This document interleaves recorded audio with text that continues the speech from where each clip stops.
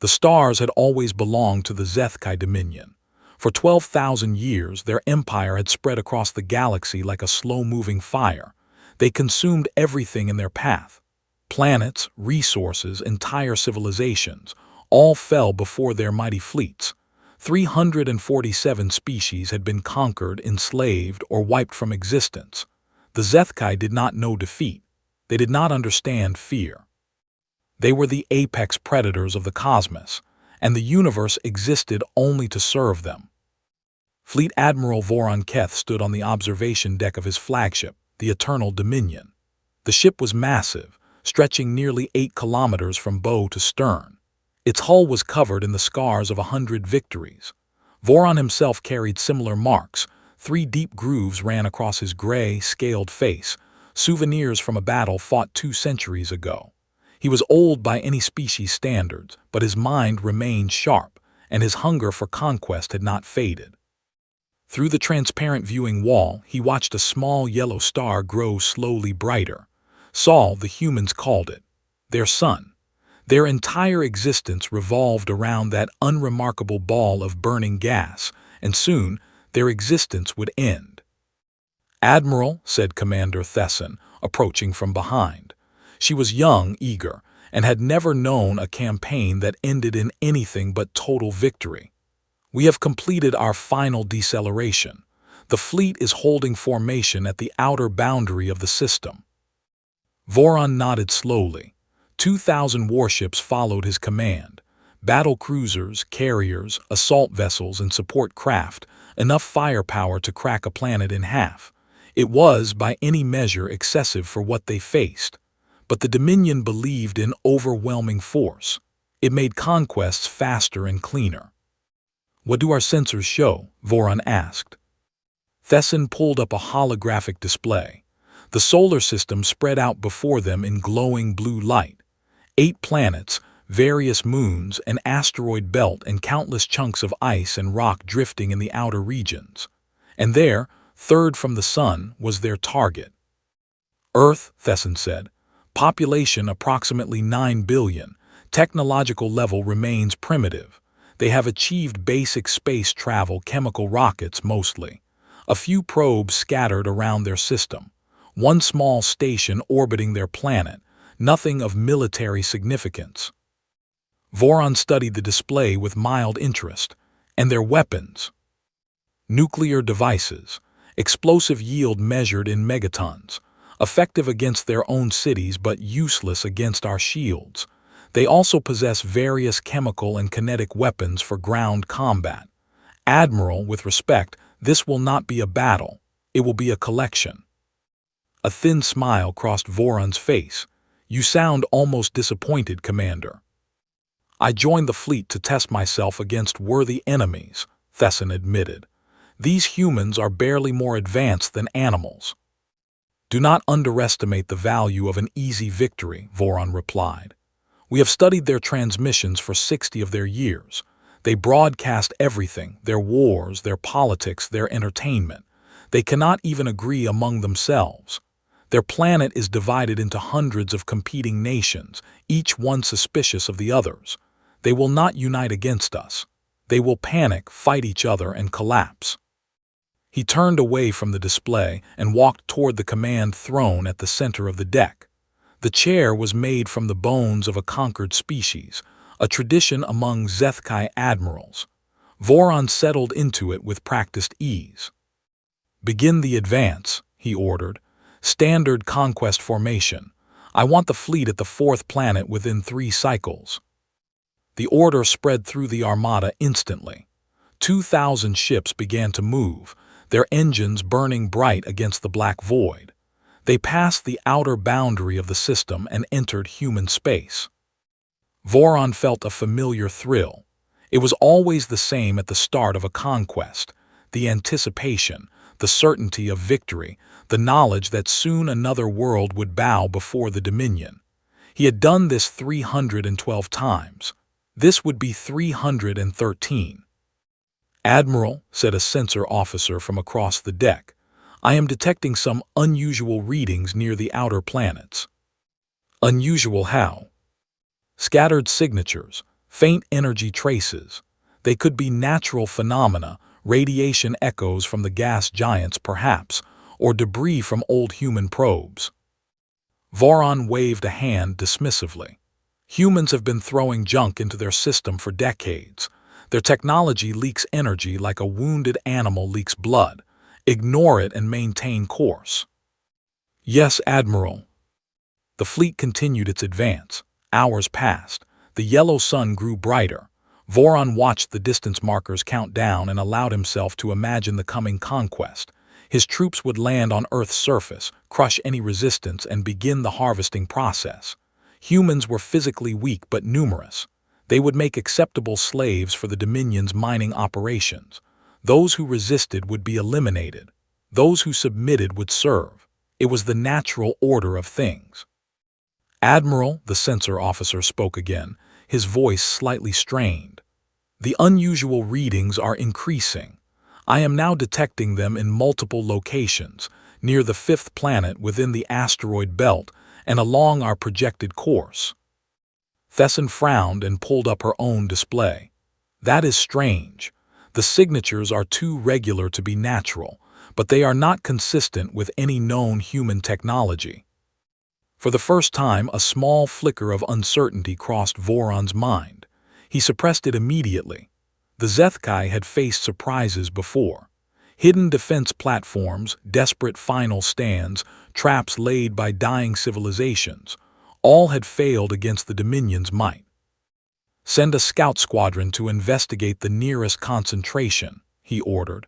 Full combat readiness. Report any findings immediately. Yes, Admiral. 20 ships broke formation and accelerated toward Jupiter, the massive gas giant that dominated the outer system. Voron watched their icons move across the tactical display. They were his best pilots, veterans of dozens of campaigns. Whatever the humans had hidden out there, his scouts would find it and destroy it. The squadron reached Jupiter's orbit. They began their sweep, sensors active, weapons ready. Then, without warning, they vanished.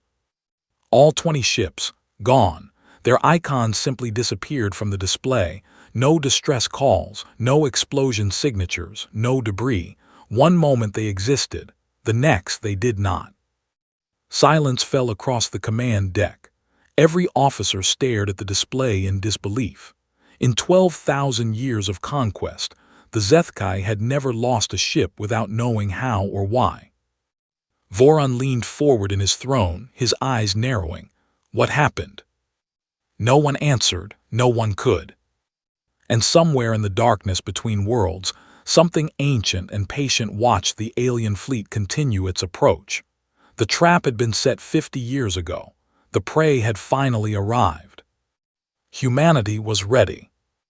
Deep beneath the frozen surface of Pluto, in a facility that officially did not exist, General Amara Chen watched the alien fleet die. The command center was carved from solid rock, shielded by kilometers of ice and stone. No signal could escape this place. No scanner could detect it. For 40 years, it had served as the heart of humanity's greatest secret, a secret so well kept that even most world leaders did not know the truth. Amara was 63 years old, with gray hair cut short and eyes that had seen too much. She had spent her entire adult life preparing for this moment. Now that it had arrived, she felt nothing but cold, focused calm. Scout elimination confirmed, reported Captain David Okonkwo from his station. 20 contacts destroyed, no survivors, no signals transmitted back to their main fleet. Time to detection. Unknown. They may have already noticed the missing ships, or they may assume it was an accident. Either way, they are still advancing. Amara nodded. The aliens, the Zethkai as they called themselves, were behaving exactly as expected, arrogant, confident, blind to the danger that surrounded them. It had not always been this way. 47 years ago, humanity had been exactly what the aliens believed them to be, a divided, squabbling species barely capable of reaching its own moon. They broadcast their existence to the universe like fools, never imagining that something might be listening. Something had been listening. In 2031, a deep space antenna in Chile had intercepted a transmission from far beyond the solar system. It took linguists and mathematicians 3 years to decode it. When they finally understood the message, the world changed forever. The transmission was not a greeting. It was not a peace offering.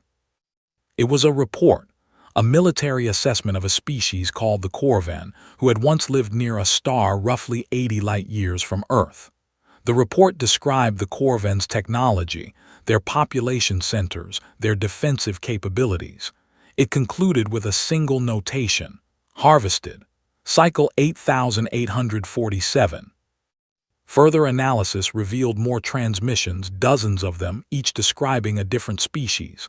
All ended the same way: harvested, eliminated, erased from existence. The Zethkai Dominion was not coming to make contact. They were coming to feed. When this truth reached the world's governments, panic nearly destroyed human civilization. Riots erupted in major cities. Religious movements proclaimed the end times. Several nations came within hours of launching nuclear weapons at each other, driven mad by fear and despair. But then something remarkable happened, something that the aliens in their arrogance had never considered possible. Humanity united. It did not happen overnight. It took 5 years of secret negotiations, political maneuvering, and carefully controlled information. The public was never told the full truth. They believed the governments were cooperating on climate change and economic development. In reality, every major nation had agreed to a single purpose: survival at any cost. The Great Silence Protocol was the first step. All unnecessary broadcasts into space were gradually reduced, then eliminated entirely. Old television signals still leaked outward, carrying images of a divided, primitive Earth. But new transmissions were carefully controlled, designed to maintain the illusion of weakness. Meanwhile, humanity built. Project Nightfall consumed resources that would have seemed impossible a generation earlier. Entire economies were secretly redirected. The brightest minds from every nation worked together in hidden facilities scattered across the solar system. They asked one question and one question only: how do we kill something that has conquered the galaxy? The answer was brutally simple. The Zethkai had shields that could deflect energy weapons and plasma fire. Their armor could withstand nuclear explosions. Their technology was thousands of years more advanced than anything humanity possessed. But physics was physics everywhere in the universe. No shield could stop a solid object moving at a significant fraction of the speed of light. No armor could survive the impact of a tungsten rod accelerated to relativistic velocities. The aliens had forgotten the oldest rule of warfare: mass times acceleration equals destruction. Humanity remembered. The outer defense network took 30 years to complete. Thousands of platforms were hidden throughout the solar system, in asteroid fields, in the rings of Saturn, in the frozen wastes beyond Neptune. Each platform carried hundreds of kinetic weapons, simple rods of dense metal, attached to electromagnetic accelerators powerful enough to launch them at impossible speeds. There were other weapons too: drone swarms numbering in the millions, stored in hollowed-out asteroids, waiting to be released. Antimatter reserves, carefully accumulated at secret facilities on Europa and Titan. Nuclear devices of unprecedented yield, designed not as weapons of last resort but as tools of area denial. And there was the Watch, the network of passive sensors that had tracked the alien fleet since it first entered the outer system. No active scans, no detectable signals, just silent observation, feeding data back to Nightfall Command through quantum-encrypted channels. The aliens had been watched for 3 months. They never knew. "General," said Captain Okonkwo, "the enemy fleet is crossing Saturn's orbit. They have not altered course or speed. It appears they are treating the loss of their scouts as an isolated incident." Amara studied the tactical display. 2,000 red icons representing alien warships. Around them, invisible to alien sensors, green icons marking humanity's hidden weapons. The aliens were walking into a killing field that stretched hundreds of millions of kilometers. Any communication attempts? None directed at us. Internal fleet traffic only. They still believe we are unaware of their presence. Good, maintain silence. Let them come deeper. She turned to face her command staff. These were the best officers humanity had produced, men and women who had trained their entire lives for a battle they hoped would never come. Now it was here, and there was no room for doubt. 47 years ago, we learned that we were not alone in the universe, Amara said. We learned that the galaxy was full of predators and that we were seen as nothing more than prey. We could have surrendered to despair. We could have turned on each other and waited for the end. Instead, we chose to fight. We chose to become something the Zethkai have never encountered, a species that refuses to die quietly. She looked back at the display, at the red icons moving inexorably toward their doom. Today, we show them what that means. Today, the hunters become the hunted. And when this is over, the entire galaxy will know that Earth is not a world to be taken. It is a world that takes back. She settled into her command chair and issued the order that would begin the largest battle in human history. All stations initiate Phase 1, light them up. Across the solar system, thousands of weapon systems powered on. The trap was sprung. The killing was about to begin.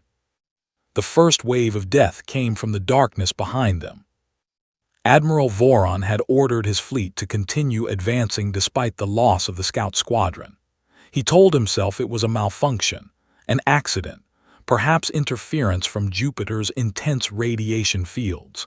The alternative, that the primitive humans had somehow destroyed 20 warships without leaving a trace, was simply impossible. He was still telling himself this when the rear of his formation exploded. 73 ships died in the first 3 seconds. There was no warning, no detected weapons fire, no enemy vessels on any scanner. One moment the ships existed. The next, they were expanding clouds of molten metal and frozen atmosphere. "Report," Voron roared, gripping the arms of his command throne. "What hit us?" The tactical officers scrambled at their stations, their scaled faces twisted with confusion and growing fear. Nothing in their training had prepared them for this. The Zethkai fought enemies they could see, enemies they could understand. This was something else entirely. "Unknown projectiles," one officer finally answered, his voice shaking. "Moving at, Admiral, this cannot be correct. The computer says the objects were traveling at nearly 1/3 the speed of light." "Impossible. Nothing solid can move that fast." "The readings are confirmed, Admiral. Kinetic impactors, dense metal alloys. They pass through our shields without resistance." Voron's blood ran cold. Shields were designed to deflect energy, plasma, lasers, particle beams. Against a physical object moving at relativistic speeds, they were worthless. The energy transfer from such an impact would be catastrophic, enough to vaporize any ship in the fleet.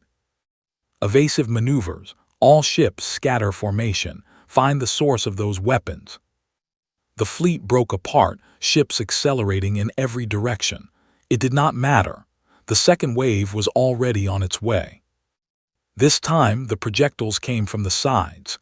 Hidden platforms in the asteroid belt, dormant for decades, had finally revealed themselves. Their electromagnetic accelerators hurled tungsten rods into the void at impossible velocities. Each rod was simple, elegant, and utterly lethal, a spear of compressed metal that could punch through any armor ever created. 142 more ships died. Their commanders did not even have time to scream. Voron watched his tactical display turn into a field of red death markers. Ships he had commanded for centuries were being erased from existence. Crews that had served him faithfully were dying by the thousands. And still, he could not see the enemy. "Where are they?" he demanded. "Where are the human ships?" "There are no ships, Admiral," Commander Thesson replied, her voice hollow with shock. "No crewed vessels anywhere in range. Everything attacking us is automated. Platforms, drones, weapons launched from hiding places we never detected. Then destroy the platforms, target their positions and return fire. We cannot get a lock. They fire once and go silent. By the time we trace the projectile's origin, there is nothing there." Voron slammed his fist against his throne. In 12,000 years of conquest, the Zethkai had never faced an enemy they could not fight. They had always been the superior force, the unstoppable tide that swept all before it. Now they were being slaughtered by machines, by automated systems that killed with cold efficiency. And then the drones came. They poured from the asteroid belt in numbers that defied comprehension. Millions of them, each no larger than a human's fist. They had no weapons in the traditional sense. They did not need them. At the velocities they achieved, their mass alone was enough. The swarm descended on the Zethkai fleet like a plague of metal insects. Ships tried to shoot them down, but there were too many. Point defense systems overheated and failed. Shields flickered and collapsed under the constant bombardment. Hulls cracked, atmospheres vented, reactors breached. The Eternal Dominion shuddered as thousands of impacts struck her armored hide. Voron was thrown from his throne, crashing against the deck as the lights flickered and alarms screamed. Around him, his crew struggled to maintain their stations, their faces illuminated by the red glow of emergency lighting. "Hull breaches on deck 7 through 15, someone shouted, "sealing compartments." "Engine room reports critical damage, primary reactors offline." "Weapon systems failing across the board." Voron dragged himself back to his feet, tasting blood in his mouth. Through the cracked observation window, he could see the battle, if it could be called that. His fleet was being torn apart by an enemy that refused to show its face. Ships exploded in brilliant flashes of light. Others drifted dead, their crews suffocated or frozen. The void was filled with debris, bodies, and the burning wreckage of what had once been the mightiest armada in the galaxy. "How many ships remain?" he asked, his voice barely a whisper. Thesson checked her console, her hands trembling. 412, Admiral. Less than a quarter of our original strength, and the attacks are continuing." 412, from 2,000 in a matter of hours. Voron looked at the tactical display, at the carnage that surrounded him. Somewhere out there, beyond his sight and understanding, the humans were watching. They had planned this massacre down to the smallest detail. Every weapon placement, every attack vector, every moment of this slaughter had been calculated and prepared. The Zethkai had thought they were coming to conquer primitives. Instead, they had walked into a trap designed by predators. "Admiral," Thesson said quietly, "we must retreat. If we continue, we will all die." Voron wanted to argue. He wanted to order a counterattack, to find some way to strike back at the invisible enemy that was destroying everything he had built. But he was not a fool. The numbers did not lie. His fleet was dying and nothing he did could stop it. "Signal all surviving ships," he ordered, the words tasting like ash in his mouth. "Full retreat, maximum speed, get us out of this system." The order spread through what remained of the fleet. Battered ships turned away from the distant sun and began to accelerate toward the outer system. Many did not make it. The kinetic bombardment continued, picking off stragglers and wounded vessels. The drone swarms pursued, tearing into engines and navigation systems.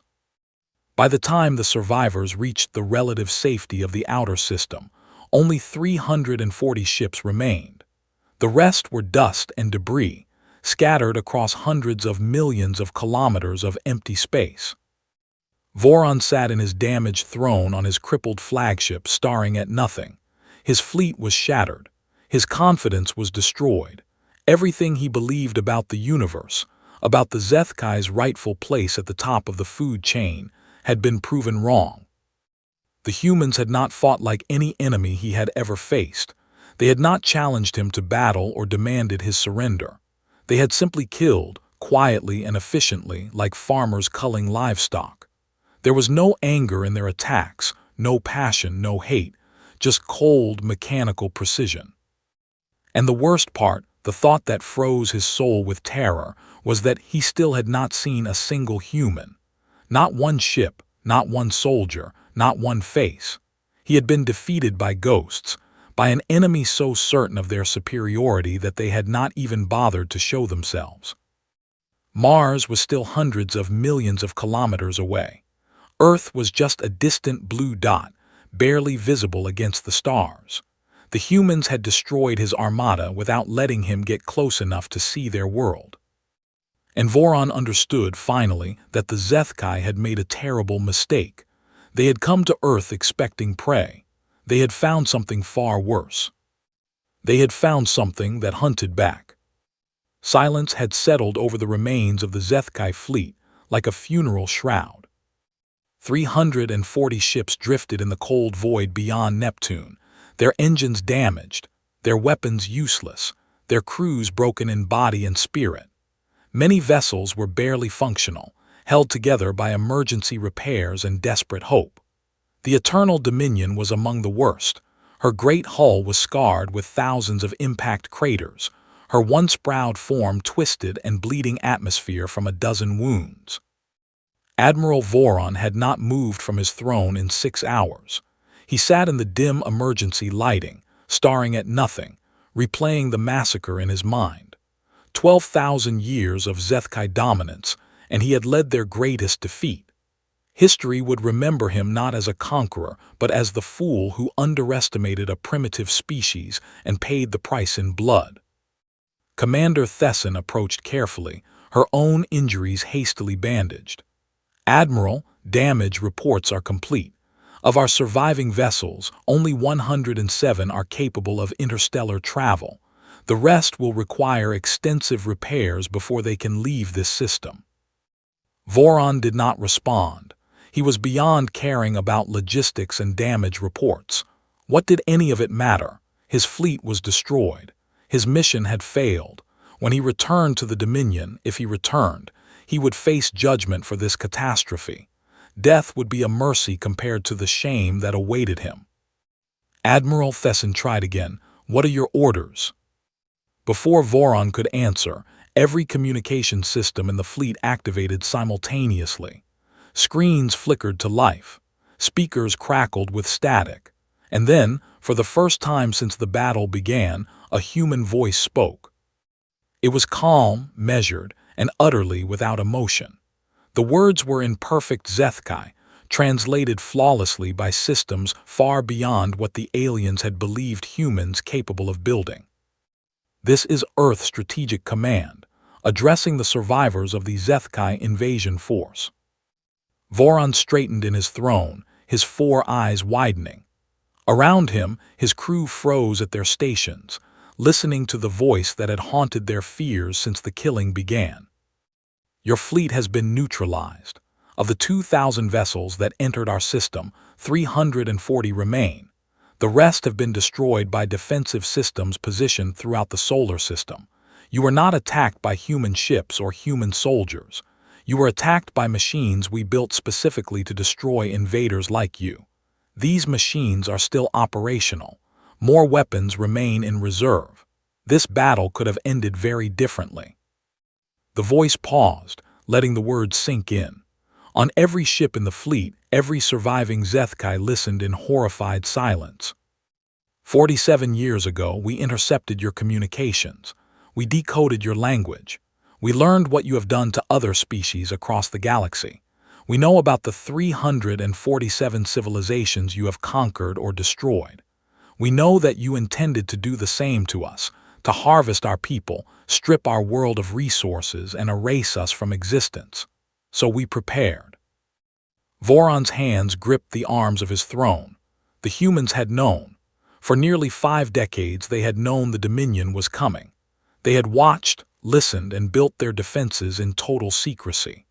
The radio signals the Zethkai had intercepted, the broadcasts of human wars and divisions, all of it had been a mask, a carefully maintained illusion of weakness.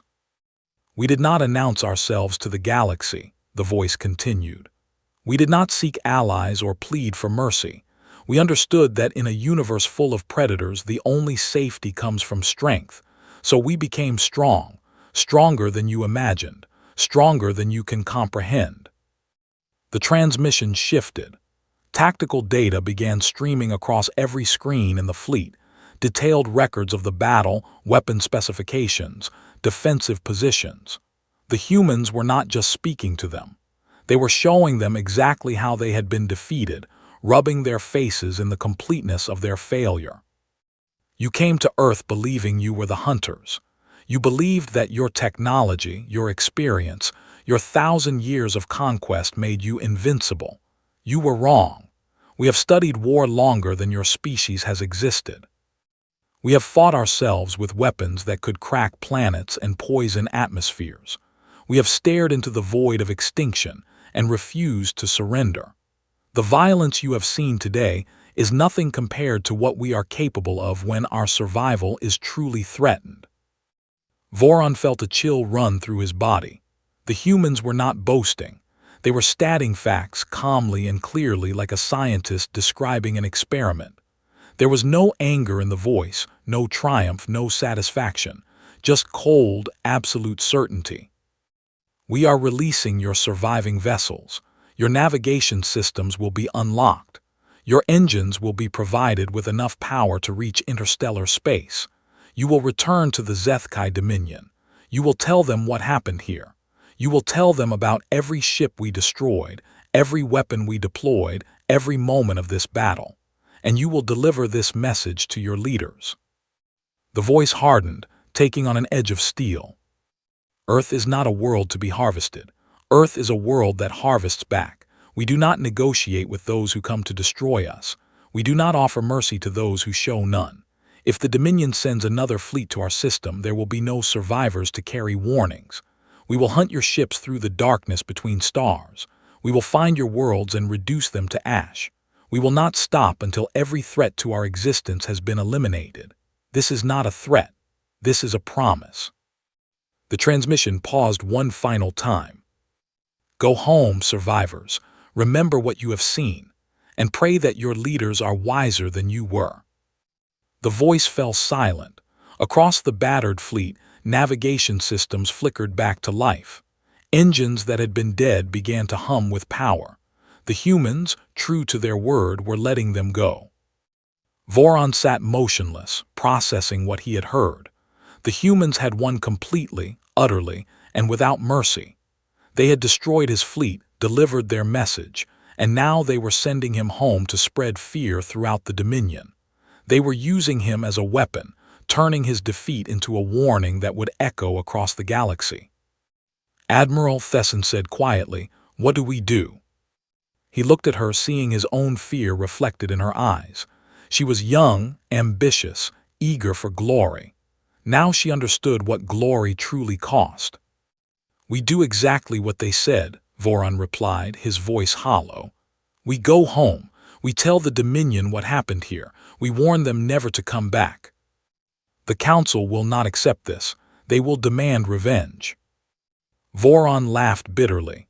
"Then the Council can lead the next fleet themselves. I will not return to this system. I will not face those machines again. The humans were right. We came here as hunters. We leave as messengers for our executioners." He gave the order to retreat. 107 functional ships began their slow journey toward the edge of the solar system, carrying their wounded and their dead, their shame and their terror. Behind them, the wreckage of 1,600 warships drifted in eternal silence, a monument to human resolve and alien arrogance. And on Earth, in the secret command center beneath Pluto's frozen surface, General Amara Chen watched them go. She did not smile. She did not celebrate. The battle was won, but the war was just beginning. Somewhere in the galaxy, the Zethkai Dominion would receive Voron's report. They would learn that their greatest fleet had been annihilated by a species they considered primitive. Some would demand vengeance. Others would counsel caution, but all of them would know, for the first time in 12,000 years, what it felt like to be afraid. That fear was humanity's shield, and humanity intended to use it. 5 years had passed since the Battle of Saul, and the galaxy had not forgotten. In the great chamber of the Zethkai High Council, where the fates of empires were decided, 12 ancient beings sat in troubled silence. These were the most powerful individuals in the Dominion, rulers who had overseen the conquest of hundreds of worlds. They had never known doubt. They had never known failure. Now they knew both. Admiral Voron stood before them, his body bent with age and defeat. He had made this journey from the borders of Dominion space to the heart of their civilization, carrying the weight of his shame with every step. His scales had faded to a dull gray. His eyes, once bright with ambition, were hollow and haunted. "Tell us again," commanded High Counselor Marath, the eldest and most powerful of the 12.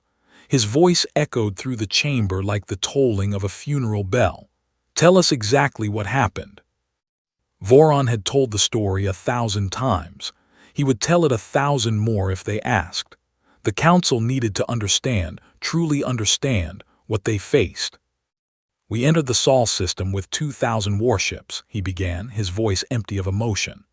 "We believed the humans to be primitives incapable of threatening our forces. We were wrong. Within hours of crossing the outer boundary, we were under attack. Kinetic weapons traveling at relativistic speeds, automated drone swarms, defense platforms hidden throughout the asteroid belt. We never saw a single human ship. We never saw a single human face. We were simply killed, efficiently, systematically, without mercy." "And the weapons?" asked another counselor, her tone sharp with disbelief. "Describe them again." "Metal rods accelerated to nearly 1/3 the speed of light. Our shields were useless against them. Our armor might as well have been paper. A single impact was enough to destroy a battle cruiser. And there were thousands of these weapons, positioned throughout the system, waiting for us.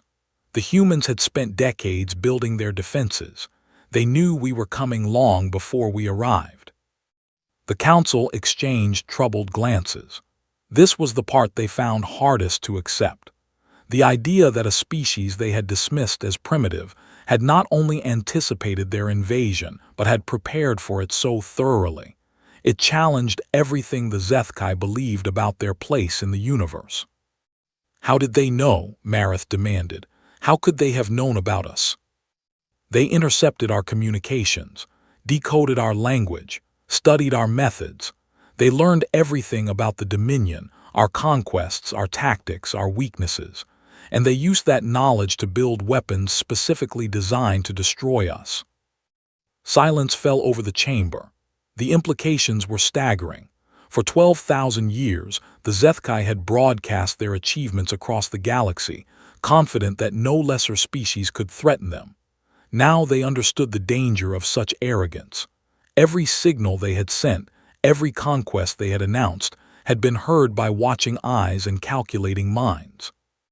"The humans could have destroyed all of us," Voron continued. "They had the weapons, they had the opportunity. Instead, they let us go. They wanted survivors, they wanted messengers. They wanted the Dominion to know exactly what happened and exactly what would happen if we tried again. So they expect us to simply accept defeat," a younger counselor demanded, his voice rising with anger. "They expect the greatest empire in the galaxy to cower before a species that has barely left their own planet." Voron turned to face him, and the younger alien flinched at the emptiness in the Admiral's eyes. "They do not expect anything from us. They do not care what we think or how we feel. They have made their position clear, approach their world and die. It is not a negotiation. It is not a threat. It is a simple statement of fact, backed by weapons we cannot match and defenses we cannot break." "Then we build better weapons," the young counselor insisted. "We send a larger fleet. We overwhelm their defenses through sheer numbers." "You speak like someone who has never faced them." Voron's voice was cold. "I led 2,000 ships against Earth. I returned with 340. If you send 10,000 ships, you will lose 9,000.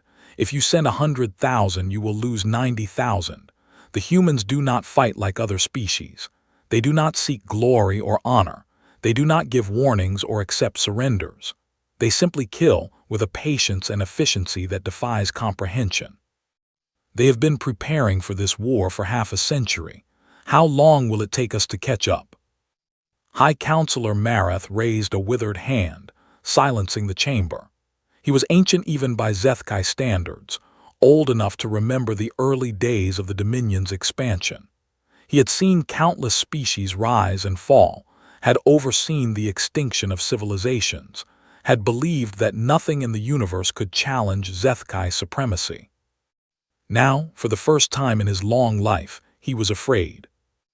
"There is something else you have not mentioned, Admiral," Marath said quietly. "Something in your report that troubled me deeply. You said the humans spoke to you before releasing your ships. You said they delivered a message." Voron nodded slowly. "They told us that Earth was not a world to be harvested. They said it was a world that harvests back. They promised that if we sent another fleet, there would be no survivors. And then they said something that haunts me still." "What did they say?" "They said they would not stop at defense. If we threatened them again, they would hunt our ships through the darkness between stars. They would find our worlds and reduce them to ash. They would not stop until every threat to their existence was eliminated." The chamber fell utterly silent. For a long moment no one spoke, no one breathed. Then Marath spoke again, his voice barely above a whisper. "The Sol system is hereby designated a forbidden zone. No Dominion vessel, military or civilian, is to approach within 50 light-years of the human star. This decree is immediate and permanent. Any violation will be punished by death." The other counselors began to protest, but Marath silenced them with a look. "We have ruled the galaxy for 12,000 years by knowing which battles to fight. This is not a battle we can win. Not today, perhaps not ever. The humans have shown us what they are capable of, and it is beyond anything we have ever faced. We will watch them. We will study them. We will wait for them to make a mistake, but we will not provoke them, not until we understand what we are truly dealing with." He turned back to Voron. "You have delivered your message, Admiral. The Dominion has heard it. Now go and pray that the humans are satisfied with their victory." Voron bowed his head and left the chamber, knowing that his nightmare would never truly end.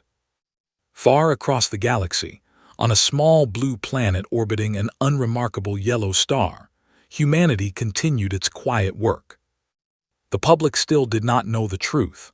They believed they were alone in the universe, going about their daily lives without any awareness of the battle that had been fought in their name. The secret was too dangerous to reveal, too likely to cause panic and division. Better to let them live in ignorance, protected by shadows and silence. But in hidden facilities scattered across the solar system, the work continued. New weapons were designed and built. Defense networks were expanded and improved. Sensors reached further into the void, watching for any sign of approaching danger. General Amara Chen had retired after the battle, her duty completed. She lived quietly now, in a small house overlooking the ocean, watching the waves roll in while the sun set over the water. She had saved her species, and no one would ever know her name. Sometimes, late at night, she would look up at the stars and wonder what was happening out there. Were the Zethkai truly defeated, or were they planning their revenge? Would other alien civilizations hear about Earth and stay away, or would they come to test humanity's resolve? She did not know the answers. No one did, but she knew this. Humanity had proven something important in the Battle of Sol. They had proven that they would not go quietly into extinction. They had proven that they could fight, adapt, and win against enemies that should have been unstoppable. The galaxy was vast and full of dangers, but humanity was ready. They had faced the darkness and emerged victorious. They had sent a message that would echo across the stars for centuries to come. Earth was not prey. Earth was the predator the predators had failed to see. And somewhere in the infinite black between stars, other species were beginning to understand that the rules of the universe had changed. A new power had risen from an unremarkable world, and nothing would ever be the same again. The first battle was over. But humanity's story was just beginning.